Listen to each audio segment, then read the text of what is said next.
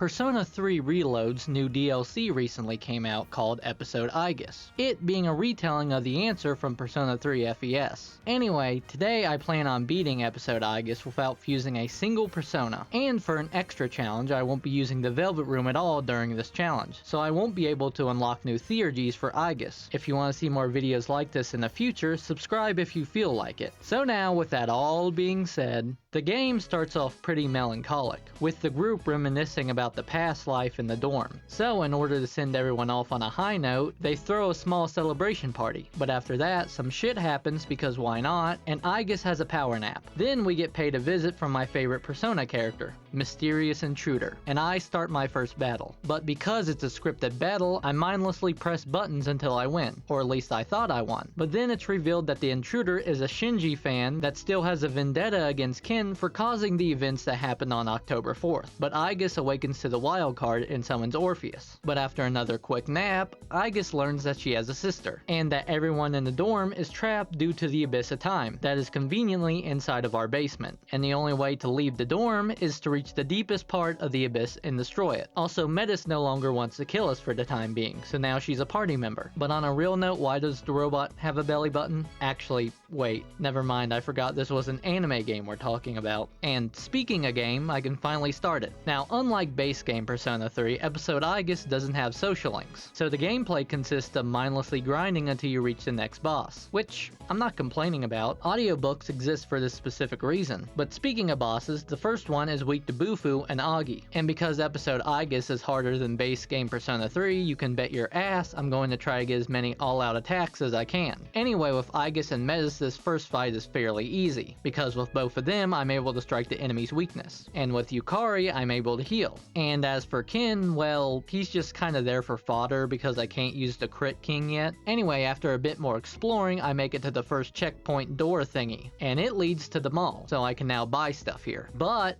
more importantly, Junpei has rejoined the party. Goodbye Ken, I never knew ya. Also, monad doors are back, and depending on which door you enter will decide how many enemies you'll face. Here's where the audiobooks will come in handy. Now onto the second mini boss, and this one is easy if you get lucky, which is pretty much every boss in a JRPG. But you see this table on fire here. Well, it has the move Poisma, a move that poisons a party member. And for some reason, Patra can't cure poison. So if the whole party were to get poisoned, this fight would be a hell of a lot more challenging. Also, the hand jester thingy has Megidola, so there's that. But neither of them really go for anything, so I'm able to string attacks together leading up to an all-out attack for the win. And afterwards, we see Ken cry about his mom, so that's a mission done successfully. Also, by opening rare chests at the end of each mini-boss, you get items you can use with your teammates to unlock their special abilities. So the Crit King is back, baby. I should also go over what else comes with this DLC. First, you have the ability to listen to Persona 4 and 5 songs in this game now. That's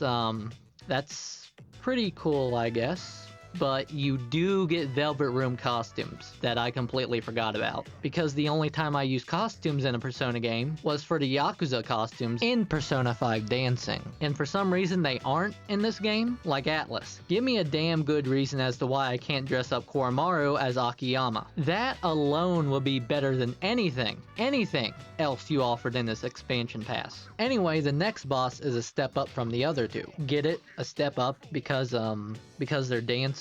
Anyway, one's weak to ice, because every boss so far has been weak to Bufu, in some way or another. But for the other one, it doesn't have a weakness. So this is why I need Crit Pay on my team. I also recently obtained Jikokuten, and I gave him some skills like Rakunda and Rebellion to help out Junpei. And even though at the end of the fight he wipes out all my teammates, so I guess the new moves really didn't help out that much, I somehow was able to revive them all, because at the end of the fight, it kept going for Sexy Dance, and I had an ass ton of Patra gems as well as Yukari's healing, so yeah. Now, I kid you not, onto the hardest mini-boss of this DLC. For starters, both bosses are built like brick shithouses. Get it? Because they're both made out of bricks. Anyway, the small one with the sword is weak to wind attacks, so I made sure to pick up a Clotho for this fight specifically. And after I knock it down, I swap into Jikokutin to lower its attack. Trust me, you need to lower this guy's attack. As for the big guy, well, he doesn't have any weaknesses, and he's less of a threat because he'll just use Sakuja on the little guy. But every now and again he'll bust out a Mazionga, and then I have to deal with Yukari's weakness. But my strategy for this fight was to lower both enemy stats with Aigis, heal with Yukari, attack the small one with both Metis and Yukari, and have Junpei do his best to land a crit on the giant. Also, because I banned the Velvet Room, it means I can't use new Theurgies, so I'm stuck using this one with Orpheus, which, to be honest, for being my only Theurgy, is probably one of the better ones. Not only does it heal my party by 50%, but it also raises their accuracy and evasion as well. Speaking of Theurgies, I finish off the little guy with Yukari's, and as for the big guy, I somewhat kept the same strategy. Debuff with Aigis, heal with Yukari, and attack with Metis and Junpei. And even though Junpei doesn't land a single crit in this fight, I still realize I have yet to unlock his full potential. Now with this fight done, I can hang out with Yukari and get cheaper heals, and now I can watch a mini Akihiko after making it to the 3rd checkpoint. Then I know something strange with my next boss fight, that being that it was really easy compared to the last one. The boss's gimmick is that it will summon an enemy to attack while it buffs it up, but the enemies it summons are weak to blessed magic, and well, Junpei's crits, but compared to the last two I managed to beat this one fairly quickly. But after the fight I hang out with Metis and receive one of the worst party member perks in this game. But it really didn't matter because the next mini boss was somehow easier, because Fuka's Theurgy would give my party members the effect of Heat Riser, and mix that with all the debuffs I've been getting on my new personas, and their attacks do nothing. Plus, Jikokutin learned Revolution, so now I can increase everyone's crit rate. But the most helpful persona by far was Gear Makala, because of the move Ma Rakunda. So now I could finally lower all my enemies' defenses at once. So after the fight, I watched Junpei and Koromaru's pass at the next checkpoint. Also, after every checkpoint, your party members remember their other Theurgy moves. I probably should have mentioned that before, but I guess late's better than never. Then before the next boss, I get two very crucial personas. Ganesha, so now I can finally retire Jikokutin, but I also get Siegfried, and I mean for a persona I didn't fuse, this guy rivaled Junpei in terms of crits. And speaking of Junpei, I gave him the Medallion of Heresy, an item I got from the Monad doors that gives the user plus 5 luck, but more importantly, auto rebellion. So instead of talking about the rest of the mini bosses, I'll just show you. Enjoy.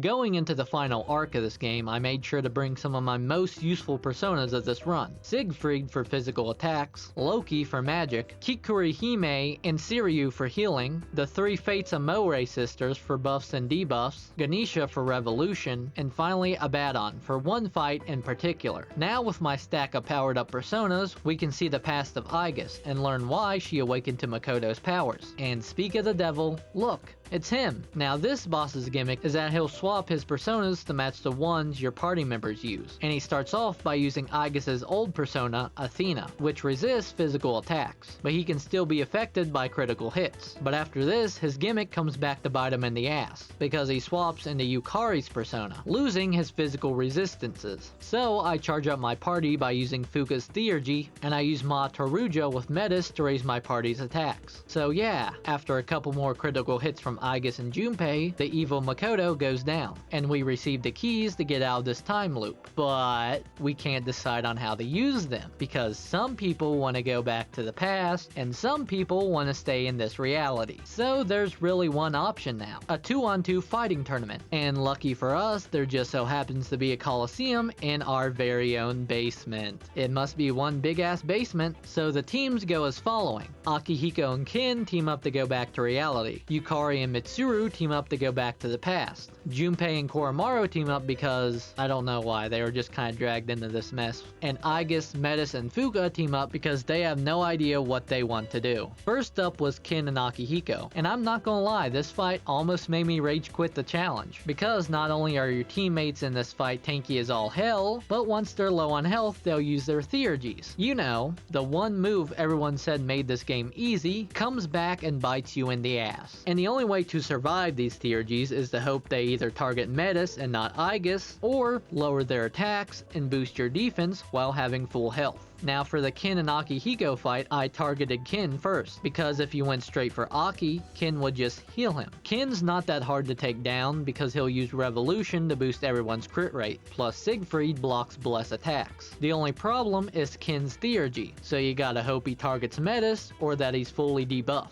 Now as for Akihiko, I thought I was a genius, because he'll go for a charge one turn and then God's Hand next turn. So I used Tetracon on Aigis to block physical attacks, because Metis already resists physical attacks. I thought this was a good idea until he brought out fucking Megidolon. I lost to a move this guy can't even learn. But yeah, after enough retries, 13 by the way, I was able to live through one of Akihiko's Theurgies. And with a critical Brave Blade, the hardest fight so far was done, and Akihiko and Kin died. Yep, not kidding, they perished. Anyway, no time to mourn because I gotta fight the Crit King and a dog. Now this fight was going to be a bit trickier than the first, because most of my personas were either weak to fire or weak to curse magic. But I did have one ace up my sleeve. Abaddon drains curse magic and blocks fire, and as a bonus, he also drains blade attacks. So Aigis was pretty much immune from their attacks. So I gave Abaddon Heat Riser to raise Metis' stats, Dire Rahan the healer, Mipatra to get rid of fear in case Koromaru uses Evil Smile, Spellmaster to make magic cheaper to use, and finally Megidolon, because why the hell not? Now to start, I targeted Koromaru, because that would mean I'd be able to use Siegfried, without his weakness being struck. And like I said before, Aigis can't really be hit, but because of that, Metis is my main attacker this round. But both Koromaru and Junpei have high counter, so even though Metis can hit them, it does get annoying sometimes. Also, when it comes down to Koromaru's Theurgy, it doesn't deal damage to the party, so it's no big deal. Then once Koromaru goes down, Junpei will spam Vorpal Blade, that again does nothing to Aigis, so all I have to do is heal Metis and hope his Theurgy doesn't kill. And even though it doesn't, it dealt a hell of a lot of damage for someone with a lowered attack. Anyway, Koromaru and Junpei die, and I face my final duo of Yukari and Mitsuru. I originally thought this was going to be the hardest one out of these battles, but as it turns out, it was the easiest, because I beat it in one go. My first goal was to get rid of Yukari, because number 1, she would just heal Mitsuru, and number 2, Kikurihime and Siryu only blocked ice. Yukari was also very easy to beat, because she only had wind magic, and her Theurgy also didn't attack the party like Koromaru's, so she was easily taken care of. And Mitsuru was also very easy. Unlike Junpei and Koromaru, these two didn't have a high counter, and they don't resist Brave Blade, so I was able to debuff and heal with Aigis and attack with Metis. Hell, this fight was so easy compared to the last ones. I managed to finish off Mitsuru before her Theurgy came out by buffing the hell out of Metis. Then once the fights were over, I got all the keys and everyone came back to life. Yay, happy ending. But now, because Aigis won the tournament, everyone's gotta do what she chooses to do. And with the keys, she chooses to find out what really happened to Makoto on the day he died. And as it turns out, he became a seal. Not the